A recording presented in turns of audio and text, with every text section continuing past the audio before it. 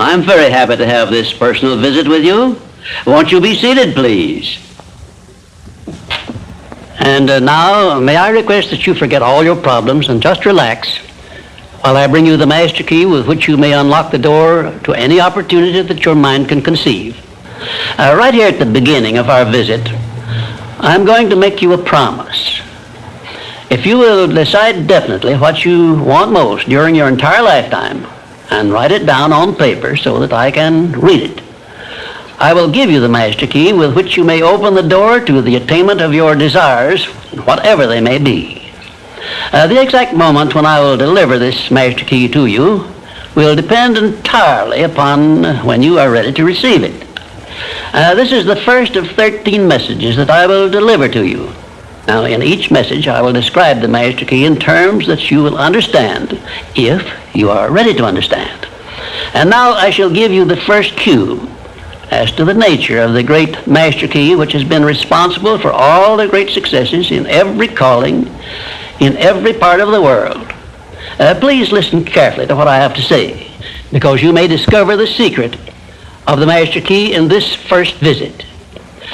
You may get your first cue as to the nature of the great master key when I tell you that psychologists have discovered a natural law which is the very foundation of all personal successes.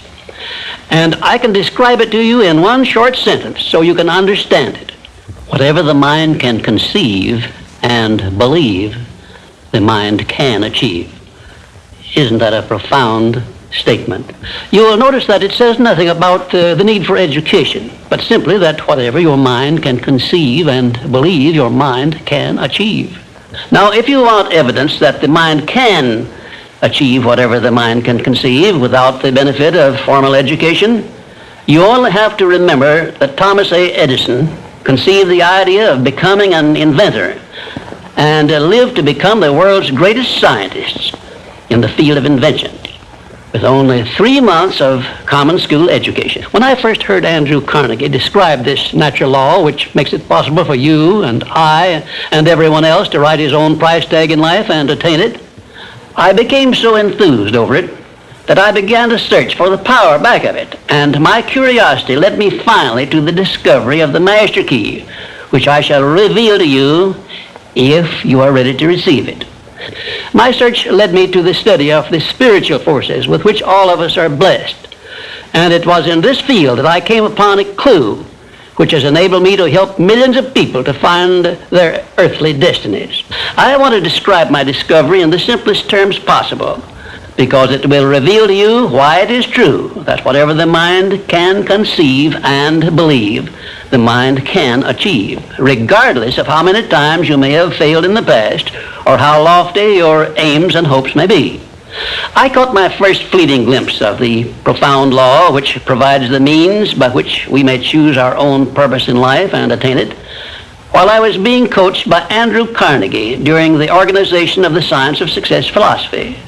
I had just finished telling Mr. Carnegie that I feared he had chosen the wrong person to give the world the first practical philosophy of personal success because of my youth, my lack of education, and my lack of finances. Well, at this point, Mr. Carnegie delivered a lecture that I shall never forget, because it changed my entire life and paved the way for my helping to change the lives of millions of people, some of them not yet born.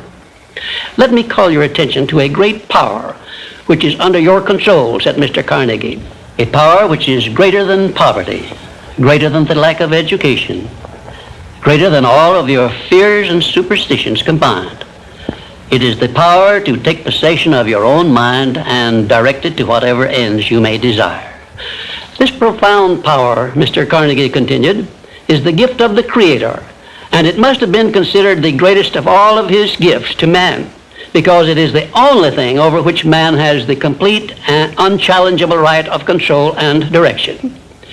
When you speak of your poverty and lack of education, Mr. Carnegie explained, you are simply directing your mind power to attract these undesirable circumstances, because it is true that whatever your mind feeds upon, your mind attracts to you. Now you see why it is important that you recognize that all success begins with definiteness of purpose, with a clear picture in your mind of precisely what you want from life. Then Mr. Carnegie continued his speech with a description of a great universal truth which made such an impact upon my mind that I began then and there to give myself a new outlook on life and set up for myself a goal so far above my previous achievements that it shocked my friends and relatives when they heard about it. Everyone, said Mr. Carnegie, comes to the earth plane blessed with the privilege of controlling his mind power and directing it to whatever ends he may choose.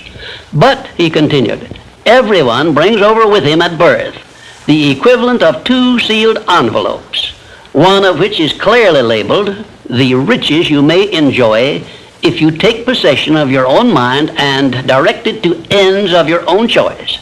And the other is labeled, the penalties you must pay if you neglect to take possession of your mind and direct it. And now let me reveal to you, said Mr. Carnegie, the contents of those 2 sealed envelopes. In the one labeled riches is this list of blessings. 1, sound health. 2, peace of mind. 3, a labor of love of your own choice. 4, freedom from fear and worry. 5, a positive mental attitude. 6, material riches of your own choice and quantity. In the sealed envelope labeled penalties, Mr. Carnegie continued, is this list of the prices one must pay for neglecting to take possession of his own mind. 1, ill health. 2, fear and worry. 3, indecision and doubt. 4, frustration and discouragement throughout life. 5, poverty and want. 6, and a whole flock of evils consisting of envy, greed, jealousy, anger, hatred, and superstition. Now, my mission in life is to help you and everyone who needs my help to open up and use the contents of the sealed envelope labeled riches. And the starting point from which you must take off if you wish to write your own ticket from here on out for the remainder of your life, I will describe for you in these simple instructions. 1, procure a neat pocket-sized notebook, or something on the order of this one here, loose leaf affair. And on page 1, write down a clear description of your major desire in life, the one circumstance or position or thing which you will be willing to accept as your idea of success. And remember before you begin writing that your only limitations are those which you set up in your own mind or permit others to set up for you. And 2, on page 2 of your notebook, write down a clear statement of precisely what you intend to give in return for that which you desire from life. And then start in right where you stand now to begin giving. And 3, memorize both of your statements, what you desire and what you intend to give in return for it, and repeat them at least 12 times daily. And always end your statements with this expression of gratitude for the blessings with which you were gifted at birth. I ask not, O divine providence, for more riches, but more wisdom with which to accept and use wisely the riches I received at birth in the form of the power to control and direct my mind to whatever ends I desire. If you are not too successful or self-satisfied to accept and express this profound prayer, if you accept it and express it in the same spirit of humble sincerity in which I pass it on to you, a new and a better world will reveal itself to you. A world in which you will see reflected the circumstances and the things which you yourself have created. Next, I will give you a description of the second principle of success, through the application of which you may make use of the education and experience of other people and get the necessary help you may need in attaining your definite major purpose in life. And now let me close this, our first visit, with my favorite expression of gratitude. O divine providence, I ask not for more riches, but more wisdom with which to make wiser use of the riches you gave me at birth, consisting in the power to control and direct my own mind to whatever ends I desire.